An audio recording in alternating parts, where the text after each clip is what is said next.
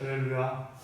오늘 부활주일을 맞이해서 부활 예배를 나온 우리 성도님들 주의 이름으로 환영하고 축복합니다. 오늘은 온 교회들, 흩어져 있는 온 교회들이 부활주일로 지키는 날입니다. 예수님께서 한 주간 동안 고난의 길을 걸으셨어요. 그리고 그 주간 금요일에 오전에 예수님께서 십자가에 못 박히십니다. 그리고 오후에 자신의 영혼을 하나님 아버지께 의탁하시면서 숨을 거두시죠. 그리고 그 제자들이 이제 해가 지기 전에 예수님의 시신을 십자가에서 내리고 아리마대 요셉의 무덤에 안치합니다. 그리고 해가 지므로 제자들은 이제 안식일을 보내죠. 그래서 하루를 꼬박 보냅니다. 안식일이 지나고 지난 그 다음날 새벽까지 그들은 집에 머물다가 안식 후 첫날 새벽에 예수님의 무덤으로 달려가죠.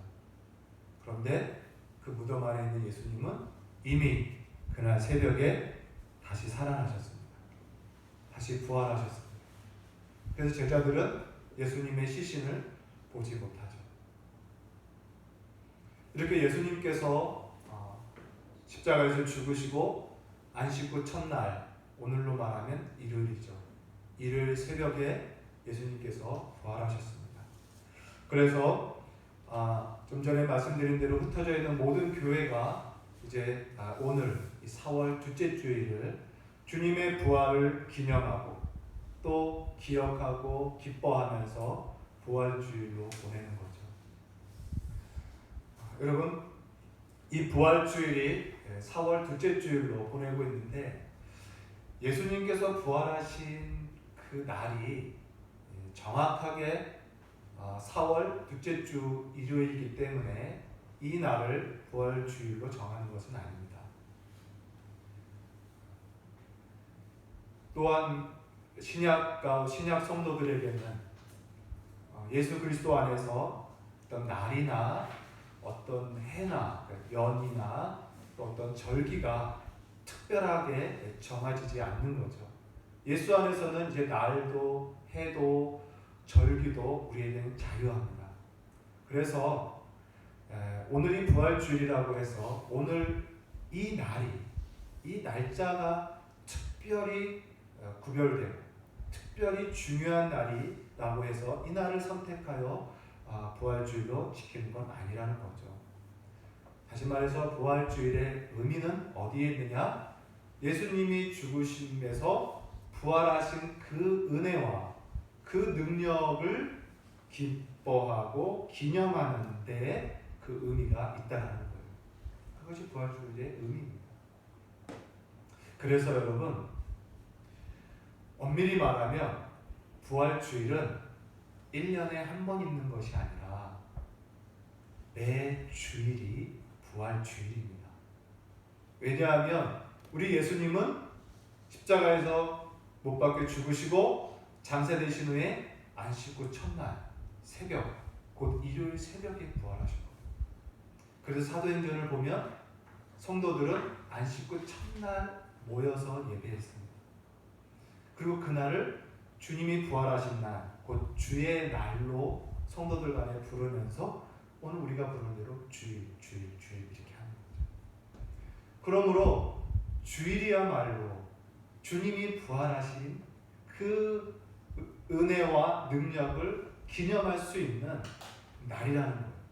그래서 여러분, 부활의 기쁨과 부활의 은혜는 1년에 한 번 기억하고 한 번 기뻐하고 한 번 즐거워하는 것이 아닙니다. 우리 개혁교회는 매 주일을 주님의 부활을 기뻐하고 주님의 부활을 생각하면서 그 은혜와 능력을 늘 경험하는 것. 그래서 부탁드리는 것은 이제 우리가 매 주일마다 예배 나올 때 부활하신 주님을 배우는 그 은혜의 마음으로 나오시기를 바랍니다. 그래서 매 주일이 주의 부활을 기념하는 부활주일 같은 그러한 날로 여러분이 사모하며 나오시기를 바랍니다. 어쨌든 오늘은 온 교회가 부활주일로 정하여서 지키는 날입니다. 그래서 오늘 말씀은 오늘 제목이 뭡니까? 부활의 은혜와 능력이라는 제목으로 오늘 본문 고린도전서 15장 말씀을 보고 말씀을 상고할까 합니다. 이 고린도전서 15장은 우리가 잘 알다시피 부활장이라고 해서 유명하게 우리가 잘 알고 있죠. 예수님의 부활의 은혜와 능력을 잘 설명해주고 있는 사도 바울의 글입니다. 그래서 오늘 말씀으로 본문으로 한번 들어가 보겠습니다.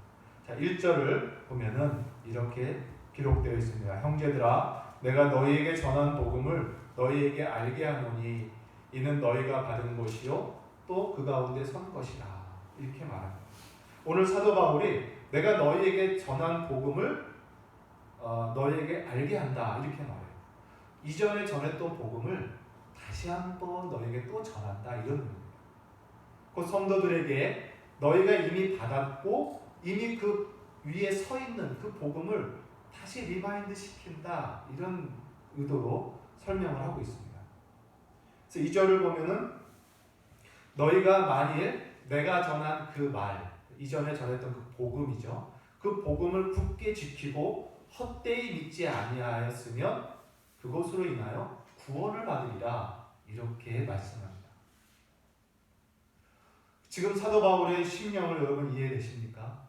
이미 복음을 알고 교회에 모여있는 성도들에게 내가 지금 너에게 다시 복음을 리마인드 시킨다. 그런데 이 복음을 굳게 붙들지 않고 헛되게 붙들고 있다면 너희들은 구원을 얻지 못한다. 이런 의미로 쓰고 있는 거예요. 그러면 바울이 지금 다시 리마인드 시키고 싶은 그 복음의 내용이 뭐냐? 바로 부활입니다. 예수님의 죽으심에 대한 복음의 내용뿐만 아니고 내용도 들어있지만 지금 사도 바울이 증거하고 싶은 주된 마음은 부활의 복음을 전하고 싶은 거예요. 다시 한번 상기시키고 싶은 거예요. 그래서 3절 이렇게 말합니다. 내가 받은 것을 너희에게 먼저 전하였다. 그 내용은 이는 성경대로 그리스도께서 우리의 죄를 위하여 죽으시고 장사 지낸 바 되었다가 성경대로 사흘 만에 다시 살아나셨다. 그리고 게바에게 보이시고 500여 형제에게 보이셨다라는 걸 쓰고 있습니다.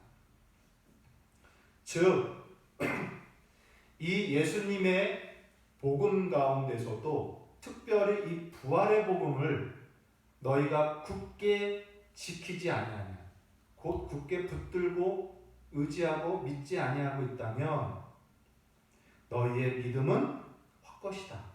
이렇게 얘기합니다. 헛된 믿음이다 라는 거죠. 비어있는 믿음이라는 거죠.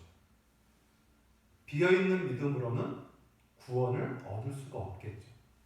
사도 바울이 지금 그러한 심령으로 권면의 경계의 말씀을 하고 있는 겁니다. 그래서 여러분, 이 예수님의 이 부활에 대한 믿음은 우리 신자들에게 사활에 관련된 겁니다. 그렇게 중요한 믿음이라는 거죠. 사활이 달려있는 믿음입니다. 왜 그러한가? 그것을 이제 사도 바울께서 쭉 논증하고 있습니다.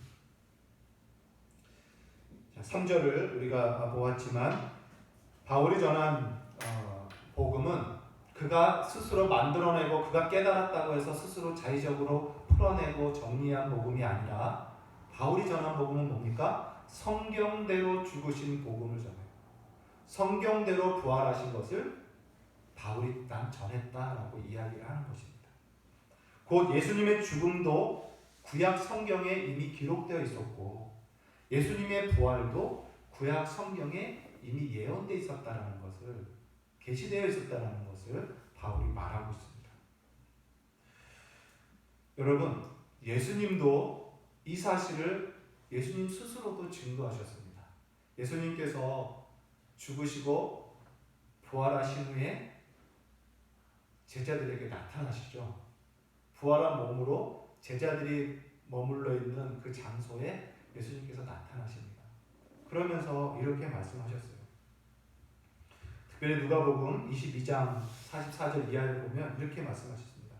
모세의 율법과 선지자의 글과 시편에 나를 가리켜 기록된 모든 것이 이루어져야 하리라. 한 말씀이 이것이라 하시고 그들의 마음을 열어 성경을 깨닫게 하시고 또 이르시되 이같이 그리스도가 고난을 받고 제3일에 죽은 자 가운데서 살아날 것과 그의 이름으로 죄사함을 받게 하는 회개가 예루살렘으로부터 시작하여 모든 족속에게 전파될 것이 기록되었으니 이렇게 예수님이 친히 말씀하셨어요. 너희가 이 모든 일의 증인이라 말씀하셨습니다. 곧 예수님도 자신의 죽음과 자신의 부활이 성경에 미리 기록되어 있었다는 거예요. 그리고 이 복음이 땅끝까지 전파될 것이 또한 성경에 기록되었다는 것을 말씀하셨다는 겁니다. 자, 그러면 이 예수님의 부활의 이 사건, 이 사실이 진실로 구약 성경에 예언되어 있었는지 한번 보죠. 사실 많이 증거되어 있지만 우리는 하나씩만 보기 원합니다. 모세의 글, 예수님께서 모세의 율법에라고 나와 있는 것처럼 모세의 글 가운데 예수님의 부활이 어떻게 예언되어 있는지 볼게요. 여기 창세기 22장을 보면 나와 있습니다. 창세기 22장의 내용이 뭡니까? 아브라함이 독자 이삭을 하나님께 제물로 바치는 장면이 나옵니다. 여러분, 아브라함은 이삭을 언제 얻습니까? 100세에 이삭을 얻습니다. 100세에 얻은 이삭은 어떤 사람입니까? 어떤 아들입니까? 여호와 하나님께서 아브라함을 최초에 부르실 때에 그에게 엄청난 약속으로 부르십니다. 그리고 그의 삶 가운데 동행하시면서 계속해서 하나님은 약속을 하십니다. 그 약속이 뭐냐면 너의 자손이 하늘의 별과 같이 땅의 모래와 같이 많을 것이다. 그리고 이 땅을 너희가 차지할 거다라는 것입니다.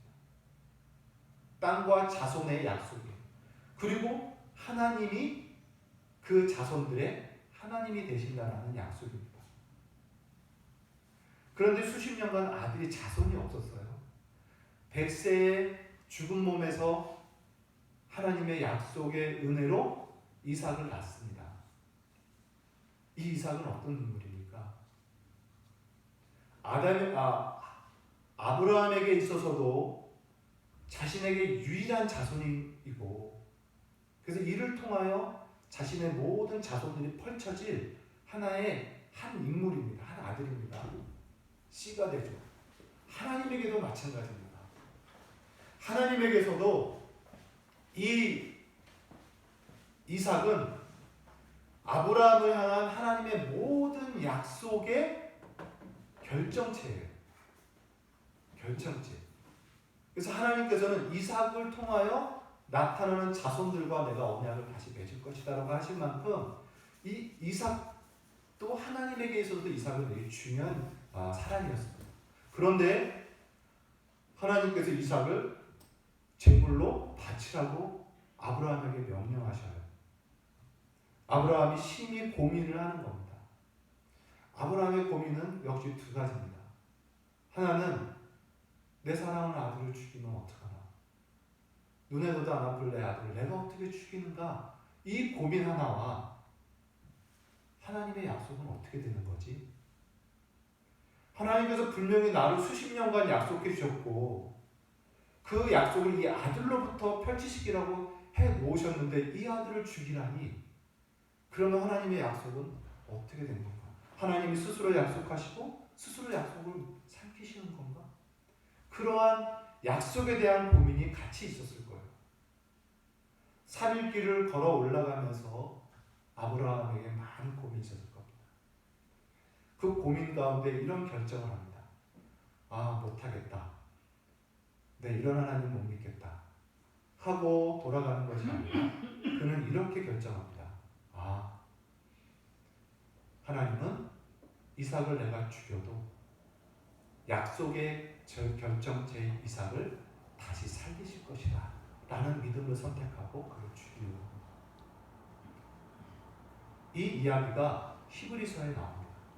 히브리서 11장 이하에 보면 17절 이하에 보면 이렇게 말합니다. 아브라함은 시험을 받았을 때에 믿음으로 이삭을 드렸으니 그는 약속들을 받은 자로다. 그 외아들을 받은 자로되 그 외아들을 드렸느니라.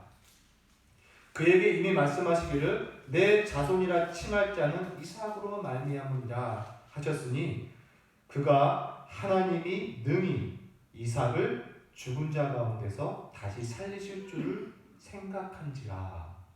이렇게 기록되어 있어요.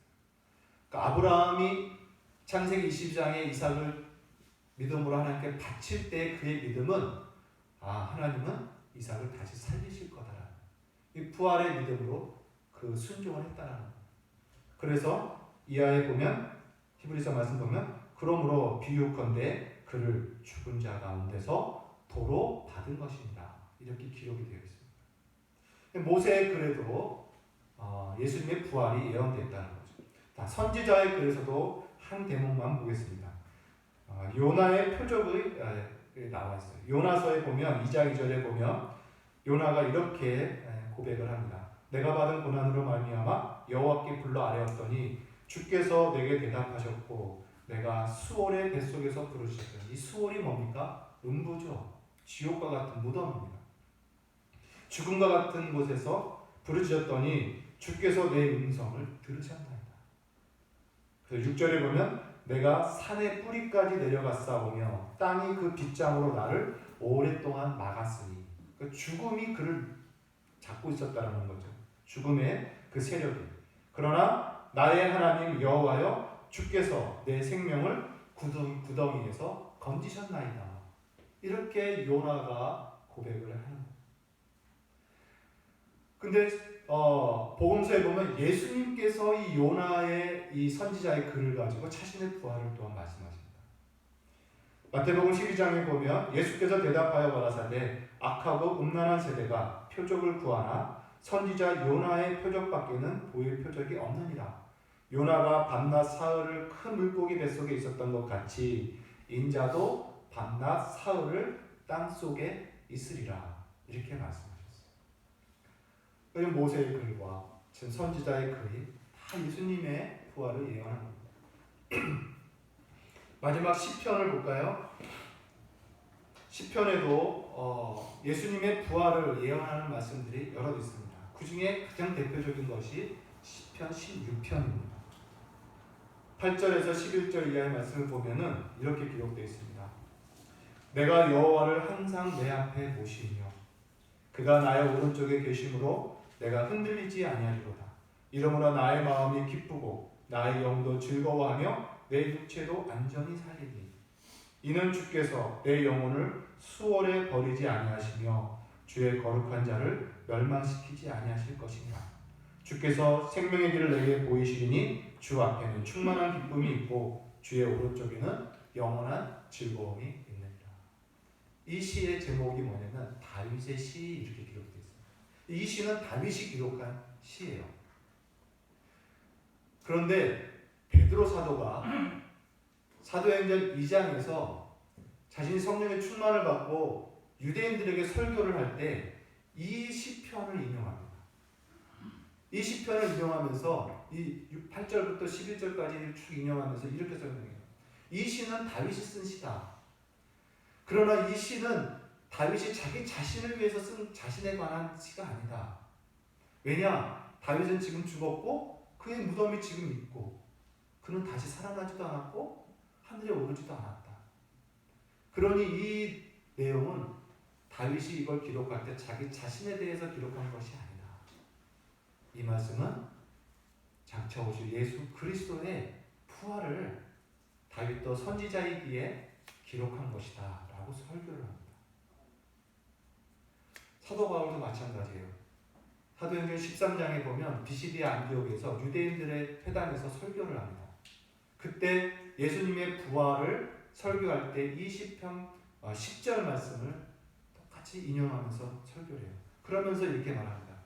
여러분들이요, 우리의 조상 다윗이 다른 조상들과 지금 죽어 있지 않느냐. 그의 몸이 썩었고 다시 살아나지도 않았다. 그럼 이 사람은 누구냐? 죽으면서 다시 살아날 자는 누구냐? 그가 바로 예수 그리스도다. 이러면서 설교를 하는 내용이 나옵니다. 저로 오늘 예수님께서 친히 자신에 대해서 모세글과 선지자의 글과 시편에 자신의 죽음과 부활이 기록되어 있다는 것을 말씀하신 것처럼 사도 바울도 성경대로 죽으시고 성경대로 부활하셨다는 것을 친히 말씀하셨고 그 내용이 지금 우리가 본 바대로 이렇게 나와 있다는 것입니다. 여러분, 바울이 복음 사역을 선교 사역을 하면서 핍박을 받는 이유가 무엇인지 아십니까?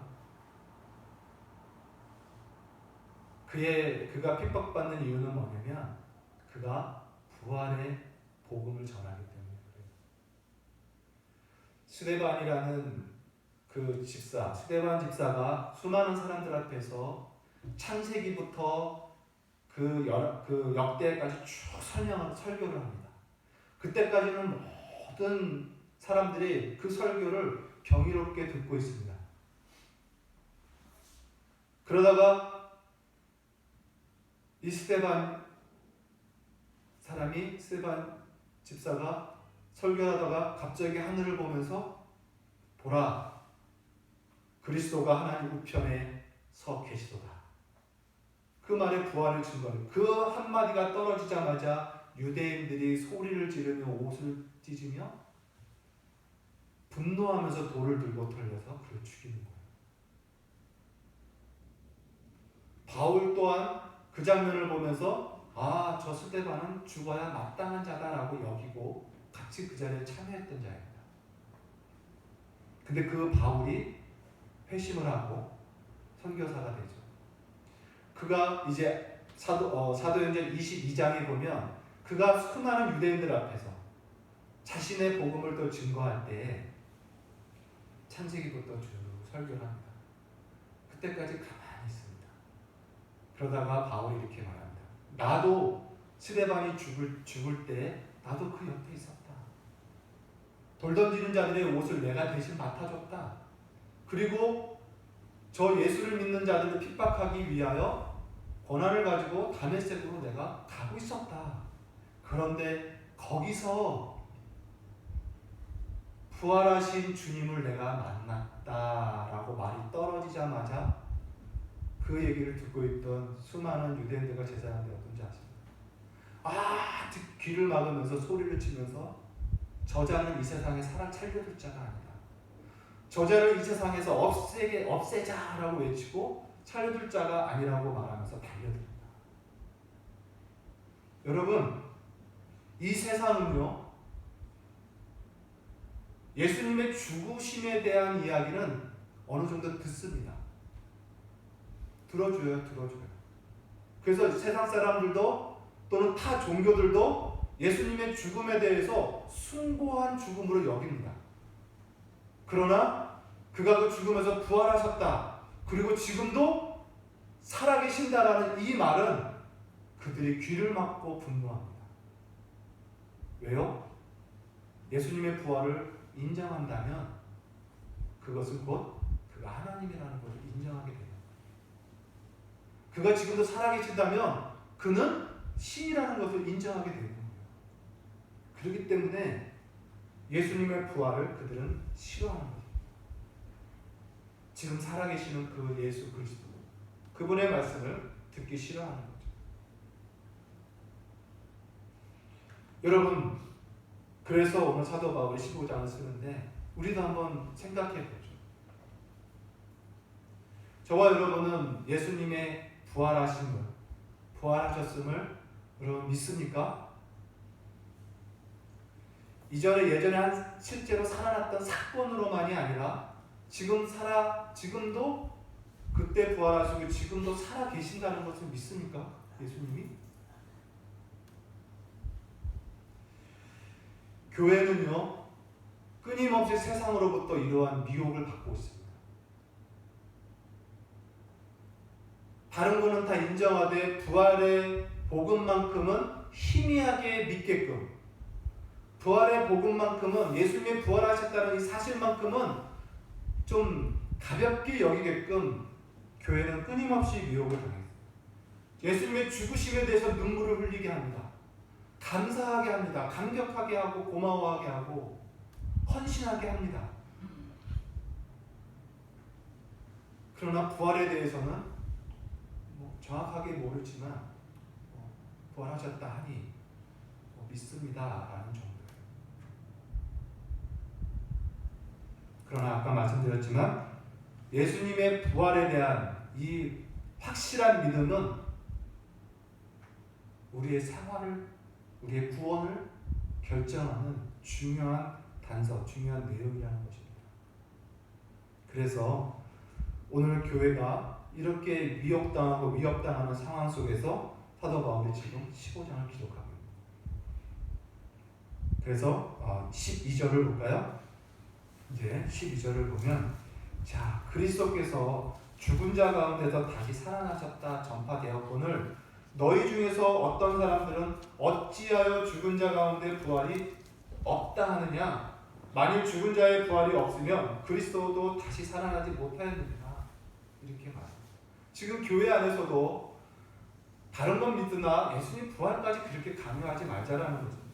그럼 그렇게 믿는 게 왜 중요하냐는 것이죠. 그런데 사도 바울이 이제 말합니다. 14절을 보면 이렇게 말합니다. 이제 그리스도께서 만일 다시 살아나지 못하셨다면 하면서 이제 이야기해요. 살아나지 못하셨다면 뭐라고 말합니까? 우리가 전파하는 것도 헛것이요 또 너희 믿음도 헛것이라. 예수님의 부활이 사실이 아니라면 우리가 전파하는 모든 것은 헛것이랍니다. 바울이 전했던 그 복음은 다 거짓이라기 때문인 거예요. 공허한 메아리에 불과하다는 것입니다. 그리고 그 공허한 메아리를 믿는 너희의 믿음 또한 헛것이다라는 거예요. 우리의 믿음. 여러분, 죽기만 하고 다시 살아나지 않으신 그 예수, 무슨 능력이 있겠습니까? 죽기만 한 그분을 믿는 믿음이, 그 믿음이 무슨 능력이 있겠습니까? 또 무슨 기쁨과 소망이 있겠어요? 죽은 자를 믿고 있는 것만큼 미련하고 어리석어 보이는 것이 없습니다. 죽어 있는 자를 믿는 것, 그게 무슨 소망이며 기쁨이며 능력이며 지혜입니까?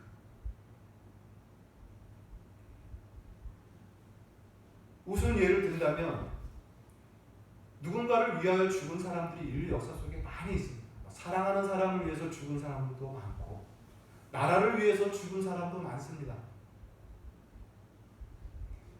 의로운 행동을 위해서 죽은 사람도 많습니다. 근데 우리가 그들을 믿는다고 합니까? 그들의 죽음에 대해서 존경하고 그를 기억하고 이런 거는 우리가 본받으시지만 그를 신으로, 하나님으로 믿습니까? 내가 누구 애국 투사 누구 한 사람을 하나님처럼 나의 구세주로 난 믿습니다. 안중근 의사를 나는 구세주로 믿습니다. 이렇게 한다면 그 사람을 온당하게 볼 수 있겠냐는 거죠. 죽어 있는 자를 믿는다는 것, 그 믿음 자체가 허망하고 헛된 것입니다. 그러므로 우리의 믿음의 내용 중에 예수의 죽으심과 함께 부활하심에 대한 내용이 견고해야 우리의 믿음이 견고한 겁니다. 그리고 그 믿음만이 참 믿음이며 우리의 구원을 보증해주는 그러한 믿음이라는 사실입니다. 15절을 볼까요? 15절에 또 말씀합니다. 그리스도께서 만일 다시 살아나지 못하였으면 15절 우리가 하나님의 거짓 증언으로 발견되니, 곧 사도들이 거짓말쟁이라는 거예요.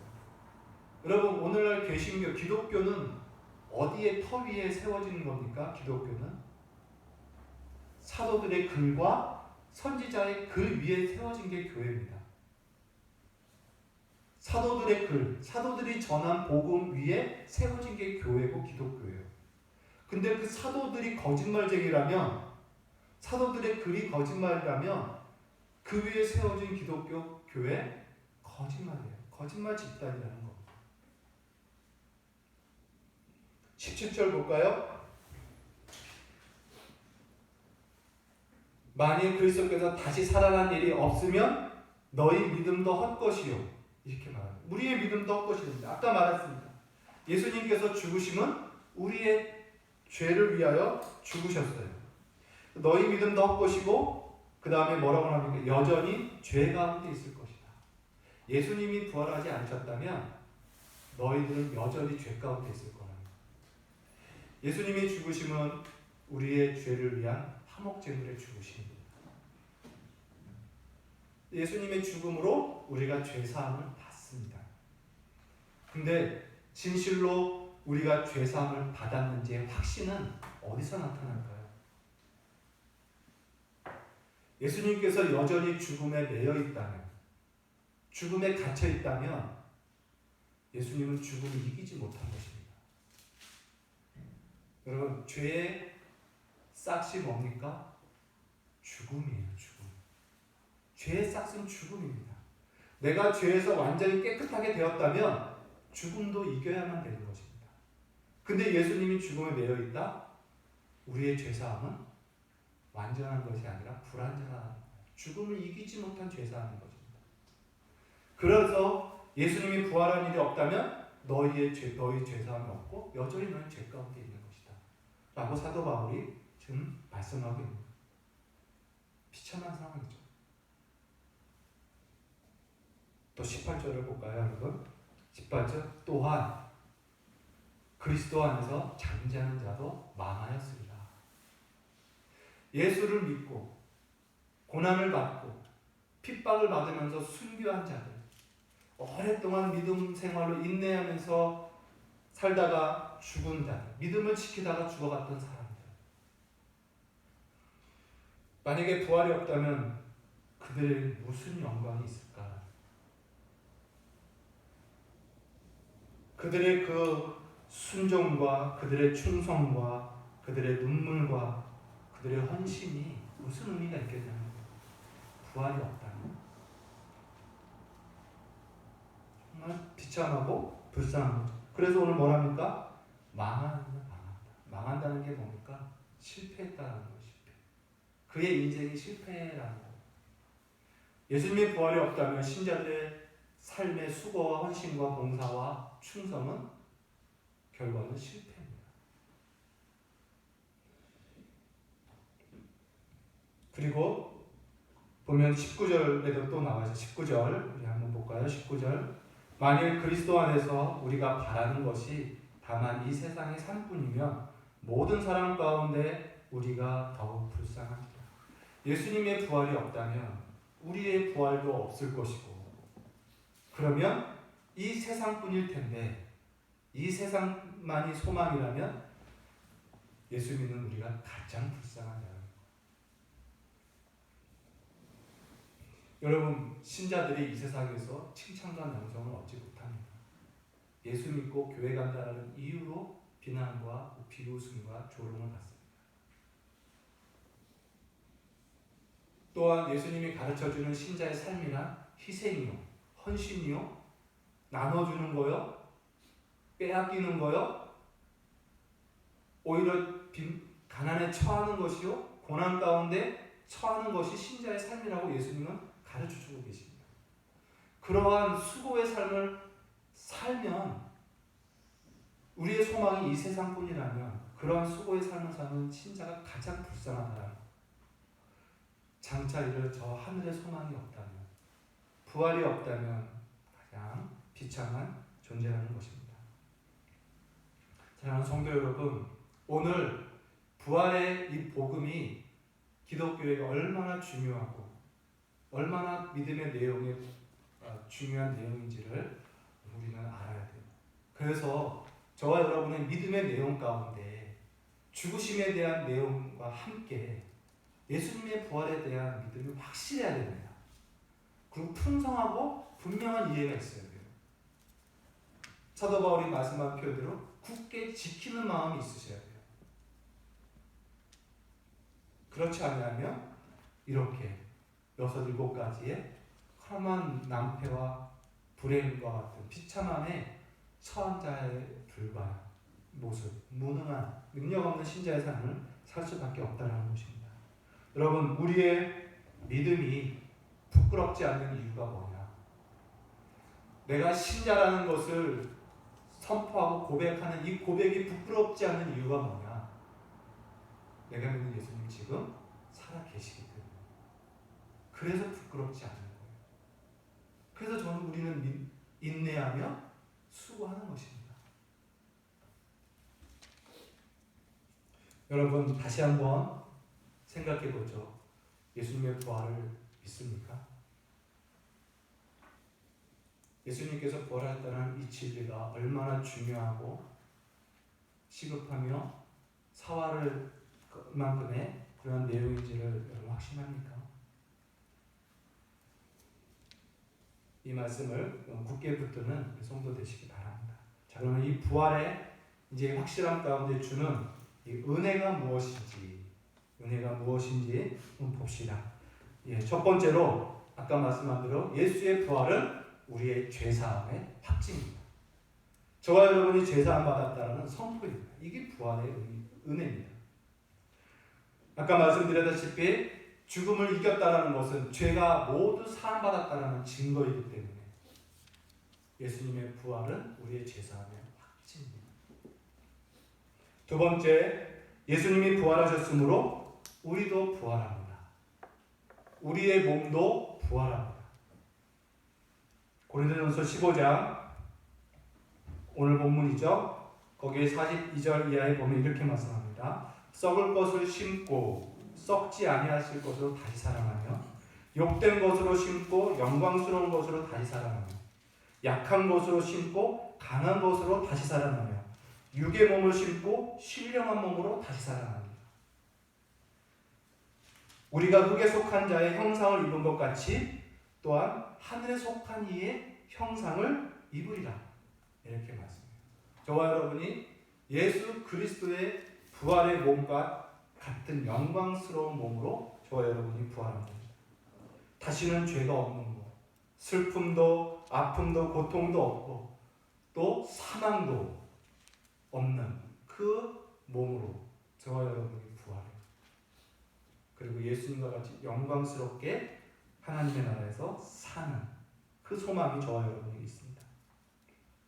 세 번째로 예수님의 부활은 죽음을 이긴 겁니다. 죽음을 이기셨다는 거예요. 사망을 이긴 승리의 선포죠. 54절 오늘 본문의 54절을 보면 이 썩을 것이 썩지 아니함을 입고 이 죽을 것이 죽지 아니함을 입을 때에는 사망이 삼키고 이기리라 이렇게 말합니다. 그래서 57절에 우리 주 예수 그리스도로 말미암아 우리에게 승리를 주시는 하나님께 감사하리로다. 이제 우리도 사망을 이겼다라는 거예요. 죽음을 우리가 이겼다라는 것입니다. 우리 신자들은요, 예수의 부활을 믿는 우리도 그와 함께 부활하였기 때문에 사망을 이긴답니다. 죽음을 두려워하지 않습니다. 히브리서 2장 5절 말씀을 읽어드릴게요. 또 죽기를 무서워함으로 일생에 매여 종노릇하는 모든 자들을 놓아주려 하십니다. 여러분, 이제 예수의 부활을 믿는 저와 여러분은 죽음의 두려움에서 벗어났습니다. 사단의 가장 큰 무기가 뭐냐면 바로 이 죽음입니다. 그래서 우리를 회유하고 우리를 그리스도를 배반하게 하게끔 회유하고 재물도 보여주고 하늘의 영광, 세상의 영광도 보여주고 다 해도 신자들이 배신하지 않을 때 마지막 쓰는 게 뭔지 압니까? 죽음의 공포입니다. 총칼을 들이대고 예수를 부인하게 하는 거죠. 거기서 많은 사람들이 실족합니다. 죽음의 공포를 이기지 못해서. 그러나 그 죽음을 이기고 순교한 자들, 그들이 받을 면류관은 어마어마한 거죠. 왜냐? 죽음을 이긴 복음을 그들은 알기 때문에.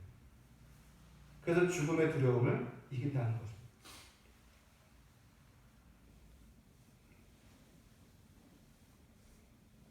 우리 히브리서 11장 말씀을 한번 같이 보죠. 히브리서 11장 말씀을 한번 펴보겠습니다. 히브리서 11장 35절 말씀.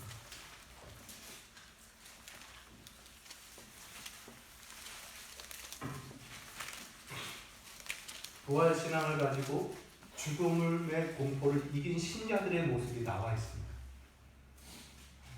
히브리서 11장 믿음으로 산 자들의 이야기에 35절에 보면은 여자들은 자기의 죽은 자들을 부활로 받아들이기로 하며 또 어떤 이들은 더 좋은 부활을 얻고자 하여 심한 고문을 받되 구차히 풀려나기를 원하지 아니하였으며 또 어떤 이들은 조롱과 채찍질을 뿐만 아니라 결박과 옥에 갇히는 시련도 받았으며 돌로 치는 것과 톱으로 켜서 죽는 것과 시험과 칼로 죽임을 당하고 양과 염소의 가죽을 입고 유리 도망하며 궁핍과 환난과 학대를 받았으니 이런 사람은 세상에 감당하지 못하느니라.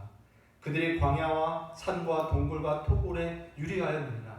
이 사람들은 다 믿음으로 말미암아 증거를 받았으나 약속된 것을 아직 받지 못하였으되 이는 하나님이 우리를 위하여 더 좋은 곳을 예비하셨음즉 우리가 아니면 그들로 온전함을 이루지 못하게 하십니다. 곧 부활의 소망을 가진 자, 죽음의 두려움을 이긴 자들의 삶이 이렇게 적나라하게 기록이 되어 있다는 것. 이것이 부활의 능력을 가진 신자들의 모습입니다. 또 네 번째 부활의 은혜가 무엇이냐? 우리는 하늘을 유업으로, 기업으로 우리는 받습니다.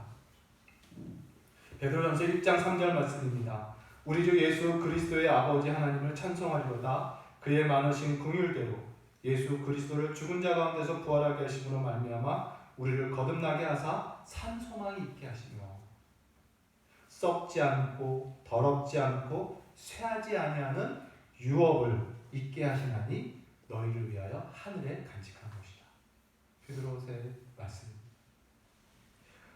로마서 8장 16절과 10절 말씀입니다. 성령이 친히 우리의 영과 더불어 우리가 하나님의 자녀인 것을 증거하시나니 자녀이면 또한 상속자 곧 하나님의 상속자요 그리스도와 함께한 상속자니. 우리가 장차 하나님의 나라를 위해 상속자고 우리에게 유업이 썩지 않는 유업이 있다라는 것이죠. 하늘의 소망을 갖고 살라는 것입니다. 이 땅이 우리의 기업이 아니라 하늘이 우리의 기업이라는 것을 기억하게 하는 거죠. 사랑하는 성도 여러분, 부활의 신앙은 바로 이 하늘을 소망으로 갖고 사는 삶입니다. 그래서 장차 미래의 소망을 가지고 오늘 현재를 살아가는 것, 이게 신자의 모습이에요. 그래서 오늘 현재를 장차 이루어질 소망을 나타내면서 살아가는 것이 신자의 모습입니다. 그래서 그런 신자를 성경은 어떻게 묘사하냐면 나그네라고 표현해요. 이 땅에 나그네와 같이 산다는 거예요. 천성을 향해 가는. 그래서 그 나그네의 삶은 어떤 것이냐? 바로 경건한 삶이라고 성경 가르쳐요. 베드로전서 1장 17절 말씀입니다. 외모로 보시지 않고 각 사람의 행위대로 심판하시는 이가 너희가 아버지라 부른즉 심판하신 이를 너희가 아버지라 부른즉 너희가 나그네 있을 때에 두려움으로 지내라. 그러면서 헛된 행실을 버리고 거룩하고 순전한 삶을 살라. 모든 악독과 모든 거짓과 비방과 더러움을 버리라. 이렇게 교훈을 하고 있습니다. 곧 하늘 소망을 갖고 있는 자들은 이 땅에서 나그네처럼 경건하게 살아가고 교훈합니다. 왜냐?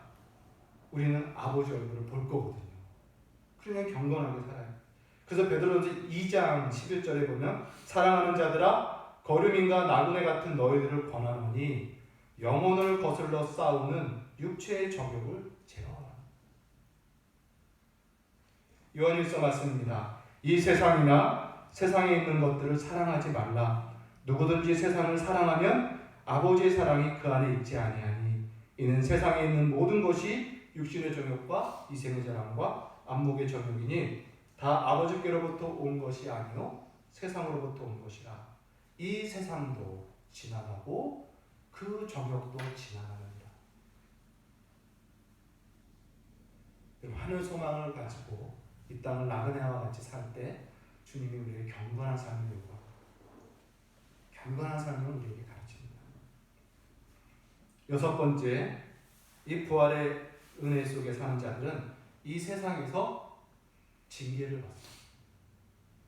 고린도전서 11장 32절을 보면 우리가 판단받는 것은 주께 징계를 받는 것이니 이는 우리로 세상과 함께 죄의 정죄함을 받지 않게 하려 함이라 가르쳐. 요한계시록 3장 19절도 말씀합니다. 무릇 내가 사랑하는 자를 책망하며 징계하노니 그러므로 너는 열심을 내라 회개하라 이렇게 가르칩니다. 히브리서 12장 말씀입니다. 제가 이렇게 성경을 많이 말씀하는 것은 오늘 본문 중에 사도 바울도 그의 죽으심과 부활이 성경대로 죽으셨고 성경대로 부활하셨다 하기 때문에 오늘 성경의 말씀을 많이 봅니다. 히브리서 12장 6절 8절 주께서 그 사랑하는 자를 징계하시고 그가 받으시는 아들마다 채찍질하시니라. 너희가 참음은 징계를 받기 위함이라. 하나님이 아들과 같이 너희를 대우하시나니 어찌 아버지가 징계하지 않는 아들이 있으리요. 징계는 다 받는 것이거늘 너희에게 없으면 사생자니 친아들이 아니니라. 11절 무릇 징계가 당시에는 즐거워 보이지 않고 슬퍼 보이나 후에는 그로 말미암아 연단받는 자들의 의와 평강의 열매를 맺느니라. 그래서 부활의 소망을 갖는 자들은 이 땅에 살면서 경건함을 위하여 하나님께로부터 징계를 받는다. 더 거룩하고 흠이 없는 거죠. 마지막으로 하나 더 볼 것은 고난을 또한 받습니다. 신자들. 로마서 8장 17절과 18절 말씀 자녀이면 또한 상속자니 곧 하나님의 상속자요 그리스도와 함께한 상속자니 우리가 그와 함께 영광을 받기 위하여 고난도 함께 받느니라. 생각하건대 현재의 고난은 장차 우리에게 나타날 영광과 비교할 수 없다. 이렇게 말씀하십니다. 여러분 이 땅의 것이 소망이 아니라 보이지 않는 것이 우리의 소망인 것을 성경은 말하면서 그러므로 참음으로 기다려진다. 이렇게 가르칩니다. 여러분 부활의 은혜가 이러한 은혜입니다. 그럼 부활의 능력이란 뭐냐? 부활의 능력이란 뭐냐? 바로 이거예요. 고난을 두려워하지 않는 것이 부활의 능력입니다. 죽음을 두려워하지 않는 것이 고난의 능력입니다. 부활의 능력입니다. 우리는 고난을 이깁니다. 상황을 뛰어넘는다는 거예요. 그래서 이러한 믿음과 소망이 있는 자들은요, 누가 우리를 그리스도의 사랑에서 끊으리요? 환난, 곤고, 박해, 기근, 적신, 위험, 탈이라. 우리가 종이 주를 위하여 고난을 받고 죽임을 당하는 어린 양같이 그런 죽임의 내 버림을 당한다 할지라도 이 모든 일에 우리를 사랑하시는 이로 말미암아 우리가 넉넉히 이기느니라. 그러니까 우리는 고난을 당해도 넘어지지 않습니다. 고난을 우리는 이깁니다. 상황과 환경을 변화시킨다는 게 아니라 상황과 환경은 여전하나 내가 함몰되지 않는다는 그 어려운 역경의 환경에 함몰되지 않고 뛰어넘는다는 것입니다. 이것이 부활의 능력입니다. 그래서 고난도 핍박도 죽음도 우리는 두려워하지 않아요. 그래서 사도 바울은 뭐라고 말하냐면 내가 그리스도와 그의 부활의 능력을 알고자 하여 그의 죽음에 내가 참여하노라. 사도 바울은 부활의 믿음이 확실했기 때문에 죽음이라는 두려운 고난 속에서도 그는 담대하게 들어갔다는 거예요. 오히려 그 고난, 죽음과 같은 고난 속에서 부활의 능력을 더 경험하는 그 비밀을 사도 바울은 알았기 때문에 죽음 가운데도 살려주시는 성령의 역사를 알았기 때문에 그는 더욱더 부활의 능력을 알고자 고난에 더 참여하는 그런 놀라운 신자의 비밀을 그는 알았다는 것입니다. 여러분, 이게 능력입니다.